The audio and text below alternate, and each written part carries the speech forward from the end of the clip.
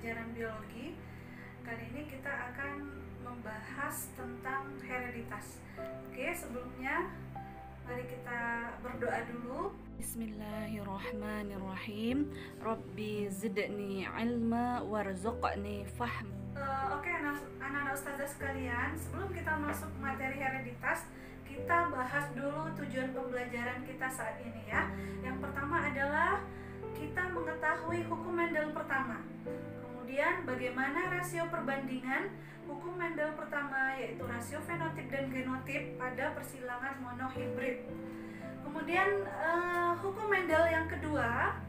Kemudian selanjutnya rasio perbandingan pada hukum Mendel kedua, yaitu rasio perbandingan fenotip dan genotip. Anak ustazah sekalian, baiklah, kali ini kita akan bahas dulu tentang hukum Mendel pertama ya. Hukum Mendel pertama, kita saksikan video yang berikut ini. Halo teman-teman, pada video kali ini kita akan membahas tentang pewarisan sifat yang akan kita mulai dari pembahasan tentang hukum Mendel 1. Nah, hukum Mendel 1 yaitu dua alel untuk suatu karakter terwariskan, yaitu gen. Jadi pada saat itu istilah gen belum diungkapkan atau belum dicetuskan, akan tetapi Mendel menyebutnya sebagai karakter terwariskan. Nah, kini karakter terwariskan yang dikemukakan oleh Mendel itu disebut dengan gen. Gen ini kemudian bersegregasi, dua alel untuk suatu karakter terwariskan atau gen ini kemudian bersegregasi atau memisah selama pembentukan gamet dan akhirnya berada dalam gamet-gamet yang berbeda. Hukum satu Mendel disebut juga dengan pemisahan gen yang sealel atau segregasi.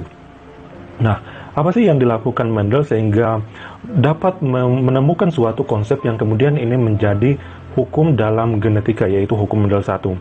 Jadi, Mendel melakukan percobaan dengan cara melakukan persilangan dua varietas galur murni.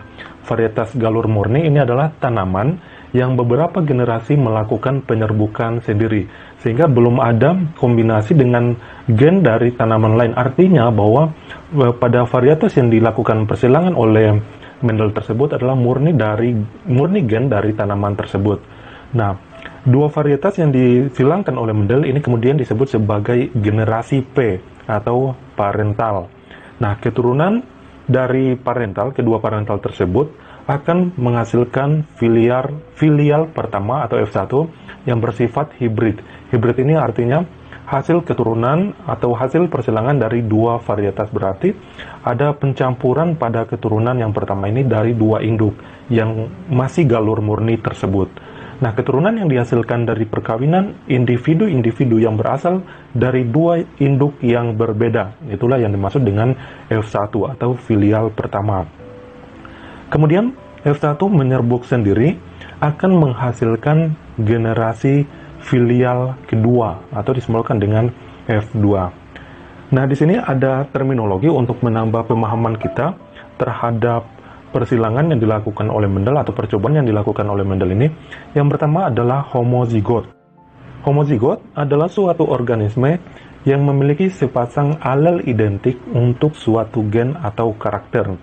Nah, misalnya ada alel yang menentukan bentuk biji. Itulah yang dimaksud dengan sepasang alel. Berarti sepasang alel tersebut yang disebut dengan genotip akan menghasilkan fenotip berupa bentuk biji. Nah, untuk homozigot itu adalah alel yang identik.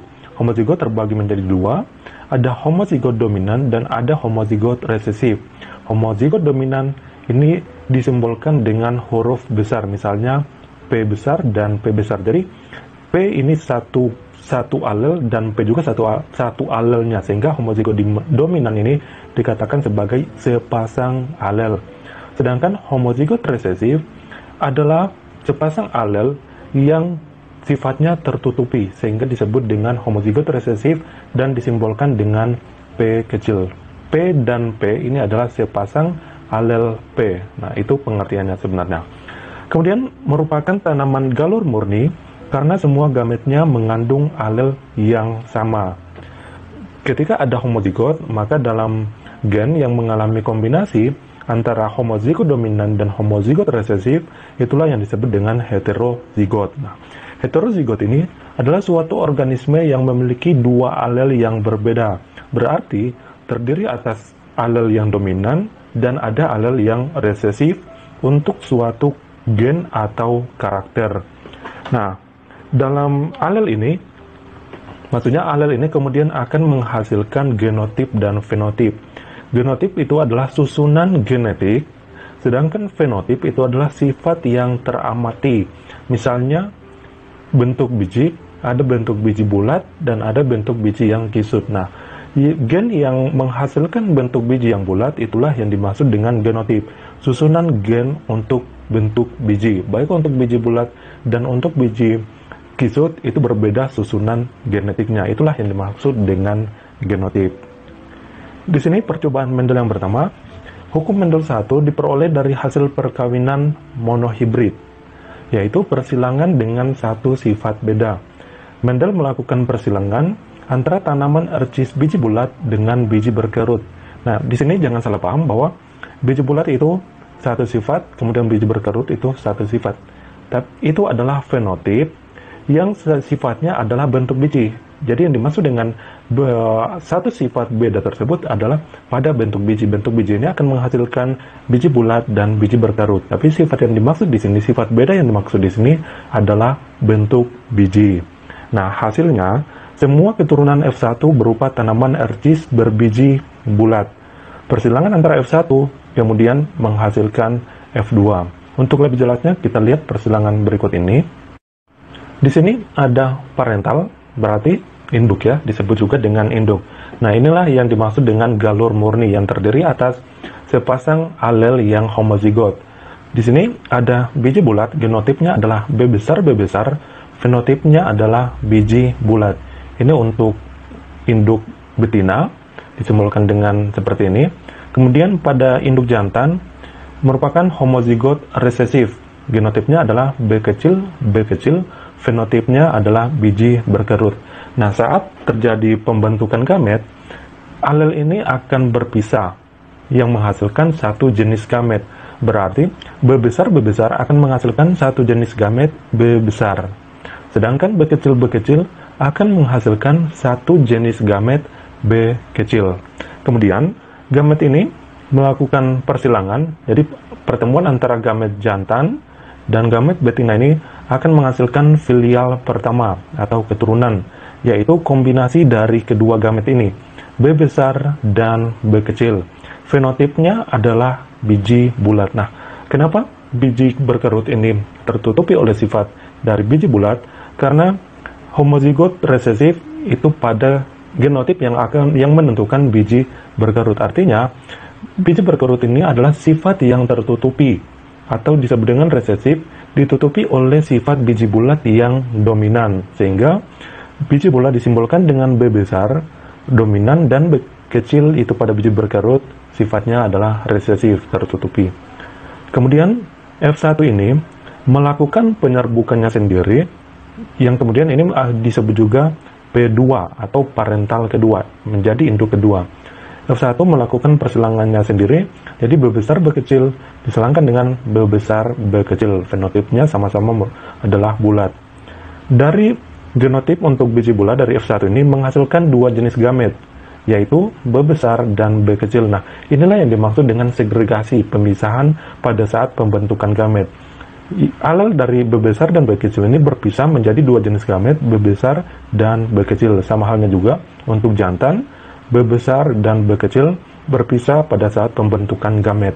Nah, untuk menghasilkan filial kedua, berarti terjadi penyatuan gamet dari induk betina, kemudian bersatu dengan induk jantan, gamet dari induk jantan.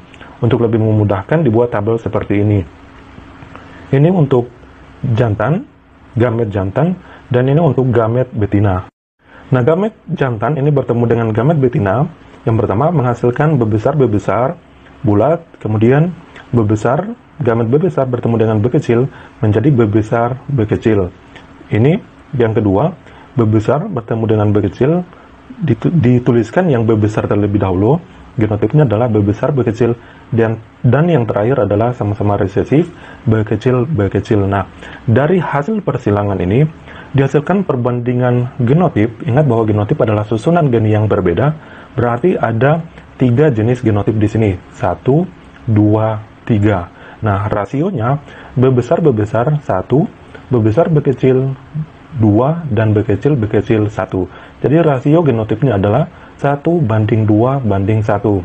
Sedangkan perbandingan fenotipnya, B besar B kecil, ini fenotipnya tetap bulat, karena sifat dari B besar, yaitu biji bulat, menutupi sifat dari B kecil, yaitu biji kisut. Nah, sehingga perbandingan fenotipnya adalah 3:1, di mana biji bulat memiliki jumlah 3, dan biji kisut atau berkerut jumlahnya adalah 1 pada filial kedua.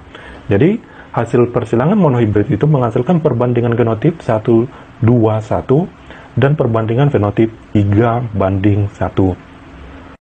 Ini adalah penjelasannya bahwa faktor terwariskan untuk biji berkerut tidak hilang pada F1, melainkan tertutupi oleh faktor biji bulat, sehingga biji bulat disebut dengan sifat dominan dan biji berkerut adalah sifat resesif. Faktor terwariskan ini disebut dengan gen. Dari percobaan Mendel pada persilangan monohibrid dengan satu sifat beda ini menghasilkan beberapa konsep, di mana konsep yang pertama, bahwa setiap gen terdiri atas sepasang alel sejenis atau berlainan. Masing-masing alel terdapat pada lokus dari kromosom tertentu. Nah, ini adalah pasangan kromosom homolog. Kemudian ada lokus untuk gen sifat biji yang terbagi menjadi 2. Ada pada satu kromosom alel untuk biji bulat, B besar, dan alel untuk biji berkerut. Nah, pada saat pembentukan gamet, kedua kromosom homolog ini berpisah sehingga terjadi pemisahan dari gen atau alel pada saat pembentukan gamet tersebut. Itulah yang dimaksud dengan segregasi atau pemisahan alel. Kemudian konsep kedua, untuk setiap karakter atau sifat, organisme mewarisi 2 alel, salah satu dari masing-masing induk. Untuk konsep ketiga, jika 2 alel pada suatu lokus berbeda, maka salah satunya alel dominan dan satunya adalah alel resesif.